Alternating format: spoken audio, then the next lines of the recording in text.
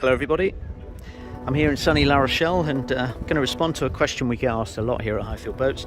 What are the key differences between the classic range and the ultralight range? Now it just so happens that here on the stand I have a classic 290 sat next to an ultralight 290, so it's really easy for me to run through a few of the key differences.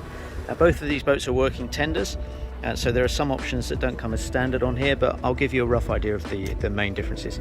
So we'll start with the classic 290. Now the classic 290 as standard comes with the false floor. Now that's a key element, that's a key difference here. So that means we have the same hull on both models, classic and ultralight, but on the classic we have the false floor. Okay, that gives you a small underdeck area to run your fuel line, to fit a bilge pump should you wish, and it allows you to keep your bags and your feet relatively dry. If you do ship any water or any rain on board, then it allows you to have a really nice flat area. We find it's also a lot easier to use because of that flat space. You don't have the V all the way down to the keel, you have a flat working area. Seat wise, they're the same whether it be an ultralight or a classic. So you have your seat holders, 2 seat holders on both the ultralight and the classic. Another key difference on the classic to the ultralight is we have the bow locker. Now we don't have a bow locker on the ultralight. The bow locker in the classic, EVA coated, again storage there for your fuel tank, and as you can see the fuel line there goes through a dedicated hole and runs under the deck. Some other key differences will come onto the tubes, and if you look at the bow area you can see actually the bow area on the classic is wider than it is on the ultralight. So the ultralight is slightly narrower, okay, which again saves a little bit of weight. Again, we've got slightly more tube decoration here, bimini attachment points, port and starboard, and then we come to the rubbing strake, and this has got the reverse angled sharp rubbing strake.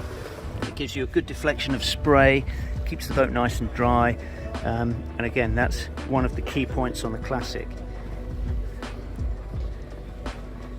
PVC handles, again strong, solid. Coming over to the ultralight, you can see straight away the handles are fabric handles. This saves weight.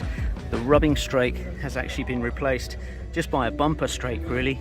Now again it gives good protection, but it saves a lot of weight compared to the shark strake that you can see here on the classic ultralight. Different.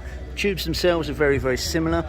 Slightly narrower in the bow is the ultralight, but the biggest difference you'll find in here is it's a single skin. Okay, so it's a single skin, same hull thickness, same transom knees, same strength inherent in the boat, but there is there's no fake floor.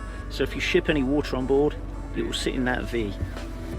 We give you a fuel tank pad, but again your fuel line will be running along the deck. Everything about this boat has been built to make it as light as possible. The other thing to note is on the classic here we give you the welded 3-point bridle system in the hull, so that's welded from the factory. The ultralight does not have that, again saving weight. So actually what is the difference in the net weight of these boats?